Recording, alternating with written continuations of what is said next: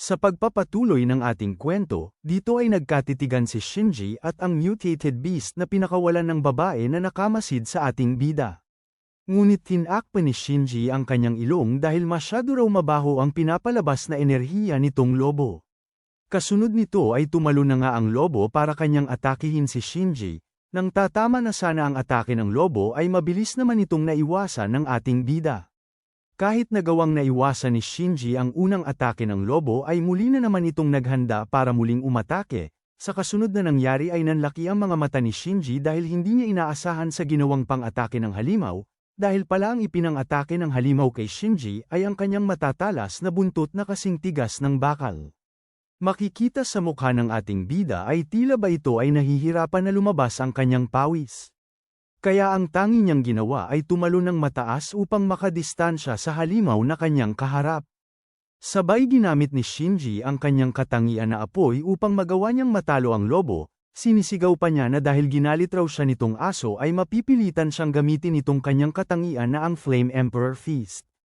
Sa hindi maipaliwanag na bilis ay mabilis na lumitaw si Shinji sa harapan ng halimaw at agad niyang sinuntok ang lobo na maging ang katawan ng lobo ay halos bumaon na sa lupa.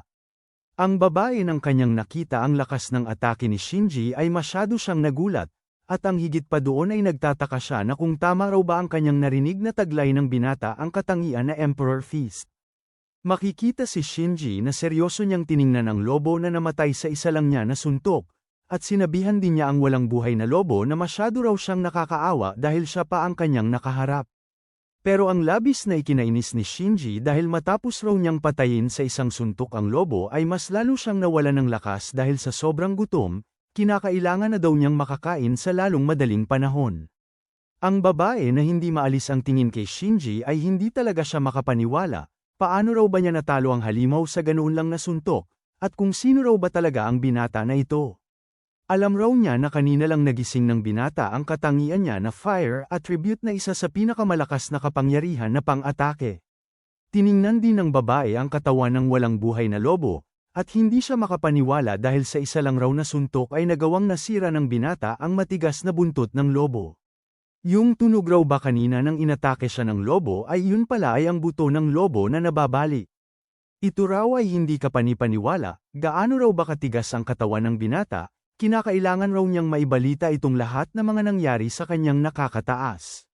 Makalipas ang kinabukasan ng sumikat na ang araw sa lugar kung saan nakatira si Shinji, makikita siya sa kanyang tinutuluyan na siya ay naglinis ng kanyang ngipin.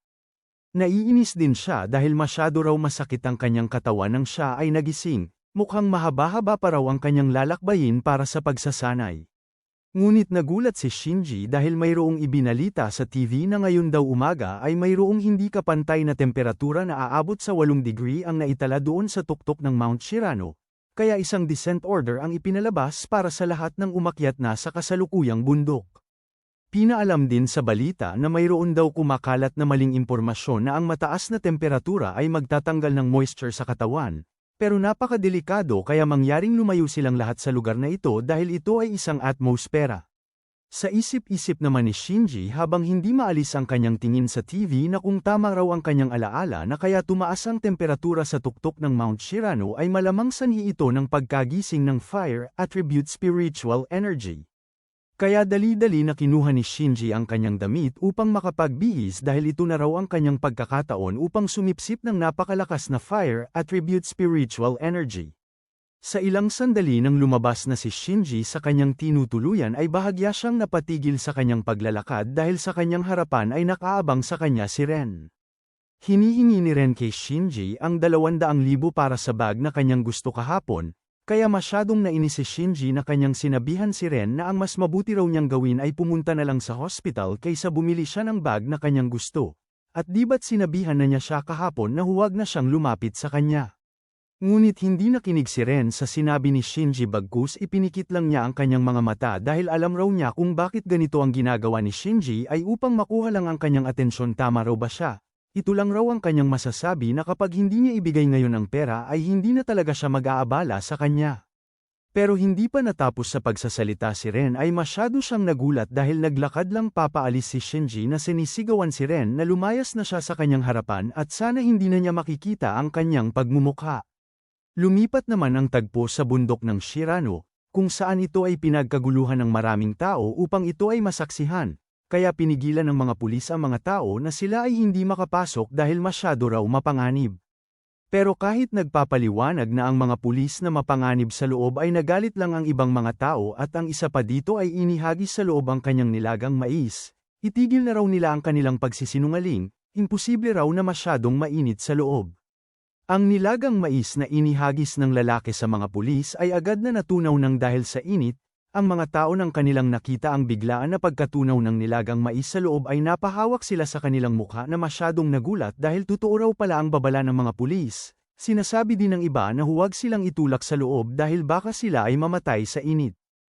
Pero walang kaalam-alam ang mga nagbabantay na pulis na sa kanilang itaas ay nandoon si Shinji na kanyang tinitingnan ng nagising na fire attribute energy, na kanyang nasabi sa sarili na alam raw niya na nandito lang ang kanyang nararamdaman na fire attribute energy na nakakakilabot. Sabay tumalon si Shinji upang kanya nang lapitan ang nagising na fire attribute, at iniisip din niya na kinakailangan raw niyang maabsorb ang ganito kalakas na kapangyarihan. Habang abala sa pagbabantay ang mga pulis sa maraming tao ay wala silang kaalam-alam na si Shinji ay tuluyan nang nakapasok sa loob, at nang napansin ito ng mga awtoridad ay kinakabahan sila sa maaring sapitin ni Shinji kapag siya ay mas lalo pang lumapit, kaya sinigawan nila si Shinji na kung ano raw ba ang kanyang ginagawa. Masyado raw mapanganib ang lugar na kanyang pinuntahan kaya bumalik na siya sa lalong madaling panahon. Pero hindi nakinig si Shinji sa mga sigaw sa kanya ng mga awtoridad bagkus makikita lang siya na halos hindi na makagalaw na kanyang nasabi sa sarili na tunay raw talaga na masyadong malakas ang fire attribute na nandito. Pakiramdam raw niya ngayon ay parang nasusunog ang lahat ng selula sa kanyang katawan. Pero hindi raw niya ito papansinin dahil sa buhay na mayroon siya ngayon ay ang tangi lang niyang layunin ay maging malakas. Ang mga tao na pinapanood ang kasalukuyan na sitwasyon ni Shinji ay napapatanong sila na kung ano na raw ba ang nangyari sa binata, sa nakita raw nila ngayon ay parang nag-a-adapt ang katawan ng binata kahit papaano, at nagtataka din sila dahil bigla raw mayroong lumabas na apoy sa mata ng ating bida. Si Shinji nang kanyang napansin na nakatingin sa kanya ang maraming mga tao ay napamura siya sa kanyang sarili dahil nakatawag daw siya ng pansin sa maraming tao, kinakailangan na raw niyang umalis dito sa lalong madaling panahon. Kaya ginamit ni Shinji ang buo niyang bilis upang makaalis na sa lugar, subalit ang maraming tao na pinapanood siya ay nagtatanong sa kanilang mga kasama na kung nakuhanan raw ba nila ng video ang ginawa kanina ng binata, habang ang iba naman ay napapatanong na kung isa raw bang Diyos ang binata kanina. Ang mga awtoridad na naiwan ay nagtataka sa mga nangyari dahil kanina lang raw ay sobrang init dito sa lugar, subalit ngayon ay bigla na lang naglaho ang init sa hindi maipaliwanag. At nakaramdam ng takot itong pulis na kanyang tinanong ang kanyang kasama na posible raw ba na isa talagang Diyos ang binata kanina. Makalipas ang kinagabihan ay lumipat ang tagpo dito sa mataas na building, at sa loob nito ay nandito si President Liu na mayroong kinakausap sa kanyang cellphone, sinasabi pa sa kanya ng kanyang kausap na ngayon raw hapon ay isang misteryosong binata ang nagpakita malapit sa tuktok ng Mount Shirano, sa paglitaw pa lang ng binata ay agad na wala ang weather phenomenon. Sa nalaman ni President Liu ay agad niyang inutusan ng kanyang kausap na itigil nila ang pagbalita patungkol sa tuktok ng Mount Shirano dahil kapag mas kumalat pa ito ay magdudulot ito ng malawakang takot. Nang nakapagbigay na ng utos si President Liu ay tinanong niya ang babae na nagmamasid kay Shinji na kung talaga raw ba na nakita niya sa dalawa niyang mata na nagawang matalo ng binata ang mutated beast sa isa lang na suntok, na pinasangayunan naman ng babae ang tanong ni Chairman Liu. Sinabi pa niya na nakita raw niya na inatake ng mutant beast ang binata, ngunit hindi man lang ito nagkaroon ng pinsala. Habang hindi maalis ang tingin ni President Liu sa larawan ni Shinji ay sinaad niya sa babae na mukhang dalawang henyo raw na binata ang kanilang nakasalamuha sa loob lang ng 2 araw. Sa isip-isip din ni President Liu na bago pa raw sila maunahan ng ibang mga paksyon ay kinakailangan niyang ma-recruit si Fuji Shinji sa kanilang organisasyon. Sabay kanyang inutusan ang babae na puntahan nila si Fuji Shinji, dahil gusto niyang makipagkita sa binata. Sa loob naman ng silid ni Shinji ay makikita siya na abala sa pag-cultivate sa na-absorb niya na fire attribute kanina, at sa ilang sandaling pag-cultivate ay iminulat na ni Shinji ang kanyang mga mata, sabay tiningnan niya ang kanyang kamay dahil sa wakas raw ay naabot na niya ang level 2. Nang tiningnan niya ang kanyang system ay dito sinabi sa kanya ng system na naabot raw niya ang hangganan ng boundary bubble and spring, kaya bilang bonus ay nakakuha siya ng karagdagang attribute slot, at maaari ding dagdagan ng player ang bagong attribute at sabay itong sanayin. Dagdag pa sa kanya ng system na kanya din daw na unlock ang Magic Infusion function, maaari niyang permanenteng ilipat ang isa sa kanyang eternal attribute sa isang sandata, nag-iiba ang tibay nito depende sa materyales ng sandata. Sa nalaman ni Shinji ay labis siyang natuwa na kanyang tinanong ang system na ang ibig raw ba niyang sabihin na makakagawa siya ng sarili niyang sandata, ito raw ay labis na kahanga-hanga, kung ganito raw ang sitwasyon ay susubukan muna niyang ma-evolve itong sandata. Ngunit natuon ang pansin ni Shinji sa labas ng kanyang pintuan dahil mayroong mga taong naghahanap sa kanya, kaya natanong ni Shinji na kung sino naman daw ang mga tao ang maghahanap sa kanya sa ganitong oras. Nang binuksan na ni Shinji ang pintuan ng kanyang bahay ay doon nakita niya ang babae at si President Liu, kaya tinanong niya ang dalawa na kung sino raw ba sila. Mayroong inabot si President Liu na isang card kay Shinji na humihingi ng paumanhin sa biglaan nilang pagbisita. Siya raw ay si Liu Jingtora ang presidente ng Spiritual Chi Cultivation Association, at ang tao naman sa kanyang tabi ay kanyang nasasakupan na si Yu. Sila ay naparito para makipag-usap tungkol sa Spiritual Chi Cultivation. Nang narinig ni Shinji ang organisasyon ng Spiritual Chi Cultivation ay agad niya itong nakilala, at naalala din niya sa nakaraan niyang buhay kung saan tinulungan sila ng isang taong kabilang sa kanilang organisasyon. Nasabi din ni Shinji sa kanyang sarili na sa nakaraan raw niyang buhay ay niligtas nila siya, ngunit hindi dapat magkaroon ng koneksyon ang kanilang organisasyon sa buhay na mayroon siya ngayon. Kaya tinanong ni Shinji ang dalawa na kung paano raw ba nila nalaman ang kanyang pagkakilanlan at paano din nila siya nahanap. Agad naman na ipinakita ni President Liu ang larawan ni Mika dahil noong nakaraan na araw ay pinagaling niya si Mika Matsumoto. Narinig niya ito galing kay Dr. Lee na naroon sa kaganapan, at isa pa si Mika na kanyang pinagaling ay ganap ng sumapi sa kanilang hanay. Sa paliwanag ni President Liu ay iniisip ni Shinji na sa nakita raw niya ngayon ay wala naman silang masamang binabalak.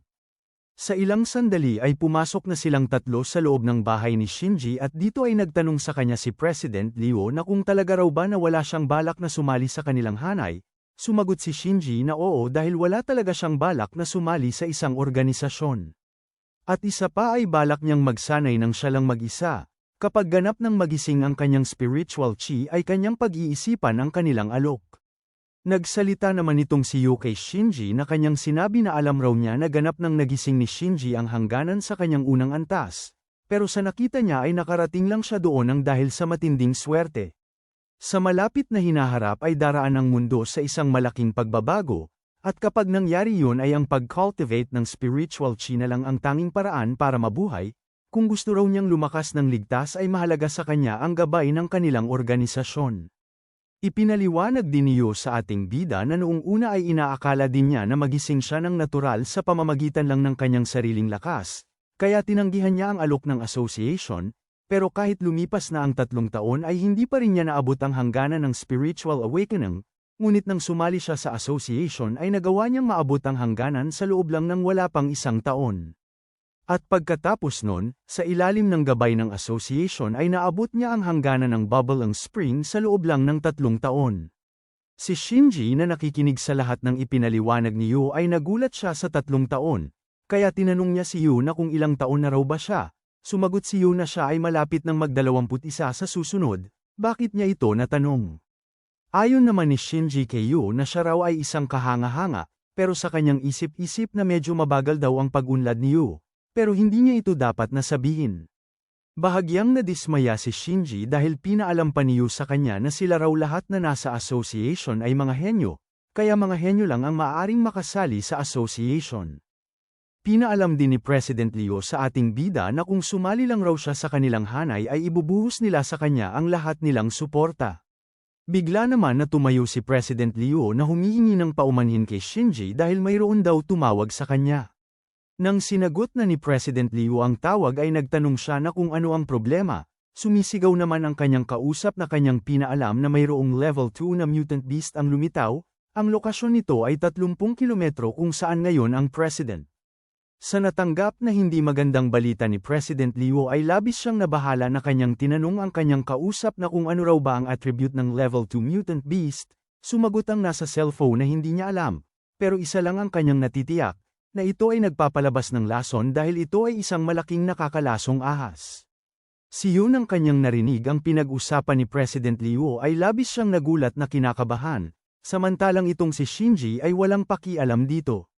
Doon ay humingi ng paumanhin si President Liu sa ating bida dahil mayroon daw emergency, kaya kinakailangan na nilang umalis, sa susunod na lang na pagkakataon sila mag-uusap.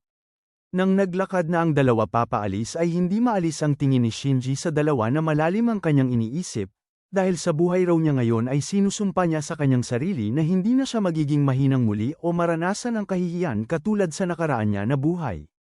Sa kanya raw kasalukuyan ngayon ay ang kakayahan niya ay nasa beginner stage na nasa hangganan ng bubbling spring, pero hindi madaling makapag-level up lagpas dito. At tiningnan ni Shinji ang kanyang cellphone dahil mayroon daw siyang naramdaman na isang spiritual fire attribute sa paligid. Ngunit nagulat siya ng kanya nang sinagot ang tumawag sa kanyang cellphone dahil sumambulat sa speaker ng kanyang cellphone ang malaking bunganga ng tumawag. Kaya inis na nagtanong si Shinji na bakit siya tumawag sa ganitong oras, sumagot ang tao na tumawag na tulungan daw siya ni Shinji dahil parang haunted house itong kanyang bahay, nagtataka naman itong si Shinji na kung ano ang kanyang ibig sabihin. At ang labis na ikinagulat ni Shinji dahil pinaalam sa kanya ng tao na maghapon na daw na kumukulog sa bundok sa likod ng kanyang bahay, pero wala namang ulan, sa isip-isip naman ni Shinji na ano raw itong nangyari. Maari raw ba na ang nangyari doon ay isang bihirang lightning attribute spiritual chi ang muling lumitaw. Kaya tinanong ni Shinji ang kanyang kaibigan na kung alam raw ba niya kung ano ang nangyayari sa mga kidlat. Sumagot ang kaibigan ni Shinji na habang nakatingin sa kanyang itaas na ang kalangitan ay kulay pitch black, pero hindi tumitigil ang pagkulog. Sa nalaman ni Shinji ay kanyang nakumpirma na ito ay walang duda na isang lightning attribute spiritual chi. Sa kanya raw pagkakaalam ay mayroong tatlong antas ng spiritual chi, ang una ay ang common attribute, ang pangalawa ay rare attribute, at ang pangatlo ay legendary attribute. Sa ngayon daw ay kakakuha pa lang niya ng bagong attribute slot, kaya ito na ang kanyang pagkakataon para makakuha ng lightning attribute. Sabay mabilis na tumakbo si Shinji upang tumungo na sa lugar kung saan ang kanyang kaibigan na kanyang sinabi na papunta na raw siya, at kung makarating na siya ay dapat niya siyang gabayan papunta doon sa kabundukan. Sa sinabi ni Shinji ay nagulat itong kanyang kaibigan na si Kyoto, na kanyang sinaad sa ating bida na sino naman daw ang tanga na maglakas ng loob na lumapit sa maraming kumukulog na kidlat. Sa kabilang banda, ay nagulat itong dalawang lalaki nang mayroong isang babae ang tumawag sa kanilang pansin, sinaad pa ng babae sa dalawang lalaki na sumama raw silang dalawa sa kanya para sa una nilang dalawang misyon. Nang nalaman nitong lalaki na may dilaw na buhok na sasabak na sila sa una nilang misyon ay labis siyang natuwa. Pinaalam pa nitong babae sa dalawang lalaki na mayroon raw silang namataan na isang makapangyarihang lightning attribute spiritual chi na nagising sa bundok, kaya kinakailangan nila itong makuha bago pa kumalat ang balitang ito. Sa tapat naman ng kabundukan ay makikita itong si Shinji na tumungo na siya kung saan lumitaw ang lightning attribute spiritual energy. Sa ilang sandaling paglalakad ay nakarating na siya kung saan ang maraming kidlat sa kabundukan. Nang malinaw itong nakita ni Shinji ay labis siyang natuwa dahil ito raw talaga ay isang lightning attribute spiritual energy. Doon ay tiningnan ni Shinji ang kanyang system upang mas palakasin pa niya ang kidlat. Inanunsyo din sa kanya ng system na dahil ang snow attribute ay nabibilang sa wind type energy ay kakailanganin ng dobling dami ng karaniwang lakas para maabsorb ang lightning energy. Tinanong din ng system si Shinji na gusto pa rin daw ba niyang magpatuloy. Sa tanong ng system ay walang alinlangan na pinindot ni Shinji ang yes para siya ay magpatuloy. Doon ay pinaalam ng system kay Shinji na inihanda na raw ang lightning attribute cultivation technique, kaya maghintay muna. Sa ilang sandaling paghihintay ay muling pinaalam ng system kay Shinji na siya raw ay nakakuha ng blue lightning wind slash technique. At nang nasa kamay na ni Shinji ang Blue Lightning Wind Slash technique ay nasabi niya na tulad daw ng kanyang inaasahan sa isang bihirang attribute, dahil kahit blue form pa lang ay naglalaman na ng ganito kalakas na kapangyarihan, ngayon ay ang Lightning Attribute Energy ay talagang mapapasakan niya na. Sa kaparehong oras, ay makikita na dumating na sa lugar itong tatlo, doon ay sumambulat sa harapan ng tatlo ang malakas na kidlat na tumama sa lupa. Ang lalaki na may dilaw na buhok ay kinakabahan na kanyang tinanong ang babae na nagngangalang Kaori na kung talaga raw ba na kanyang kukunin ang ganito kalakas na kidlat. Samantalang ang isa pa niyang kasama ay nagdadalawang isip kung kakayanin ba ng kanilang sisidlan ang lightning energy kapag maglagay sila dito. Pero nagalit lang sa kanila si Kaori sabay kanyang kinuha ang kanilang kagamitan na lalagyan ng lightning energy, sinabi din niya sa dalawa na itigil na nila ang kakareklamo. Doon ay napabuntong hininga si Kaori na kanyang hinahanda ang sarili para kumuha ng lightning energy. Kasunod nito ay hinihigop na ng kanilang kagamitan ang mga kidlat sa kanilang paligid, ang dalawa na pinapanood si Kaori ay labis silang kinakabahan. Dahil sa lakas ng lightning energy ay masyado nang nahihirapan si Kaori na kontrolin ang kanyang pagtayo, ang dalawa na pinapanood si Kaori ay labis silang humanga dahil inaasahan na raw nila na mapagtatagumpayan ito ni Kaori. Ngunit sa hindi nila inaasahan dahil ang kanilang kagamitan na lalagyan ng mga lightning energy ay nagkaroon na ng crack, nang napansin ito ni Kaori ay labis siyang nabahala sa posible nilang sapitin kapag ito ay tuluyan na masira. Nang tuluyan ng nasira ang kanilang kagamitan ay doon ay agad itong lumikha ng malaking pagsabog, dahilan para silang tatlo ay tumilapon. Makikita sa kanilang itaas na bumalik sa kalangitan ang mga kidlat na kanilang hinigop kanina. Kaya ang tatlo ay labis na kinakabahan. At sinabi din ni Kaori sa dalawa niyang kasama na dapat na silang umatras dahil wala ng kontrol ang lightning energy, masyado raw mapanganib kapag magtagal pa sila dito. Ngunit nagulat silang tatlo dahil mayroon silang narinig na kakaibang ingay sa damuhan. Ang lumikha pala ng ingay sa damuhan ay walang iba kung hindi itong si Shinji na kanina pa nagmasid sa tatlo. Si Kaori nang kanyang nakita si Shinji ay nagulat siya dahil bakit napadpad sa ganitong lugar ang isang sibilyan. Kaya sinigawan ni Kaori ang ating bida na wala raw siyang pakialam kung umakyat siya ng bundok o anuman, pero kinakailangan na niyang umalis dito agad, dahil hindi ito ang lugar para sa mga ordinaryong tao. Pero hindi nakinig si Shinji sa mga babala sa kanya ni Kaori, bagkus nakatuon lang ang kanyang pansin sa lightning energy sa kanilang unahan. Kasabay nito ay mabilis na tumakbo si Shinji upang kanyang salubungin ang malakas na lightning energy na tumama sa lupa. Ang tatlo na pinapanood ang ginawang kilos ng ating bida ay hindi sila makapaniwala na kanilang nasabi na mamamatay raw siya kung kanyang salubungin ang malakas na kidlat. Sino raw ba talaga ang lalaking ito, bakit hindi niya naririnig ang kanilang mga sinabi? Nang tumama na sa katawan ni Shinji ang lightning energy attribute ay kanyang pinipilit ang kanyang sarili na malagpasan ang sakit sa kanyang katawan. Ang dalawa na pinapanood si Shinji ay hindi sila makapaniwala na kanilang natanong na kung totoong tao raw ba talaga itong kanilang nakikita. Si Kaori ay kanyang napagtanto na ang lalaki raw pala na dumating dito ay nagising niya ang ultra-rare na lightning attribute spiritual energy.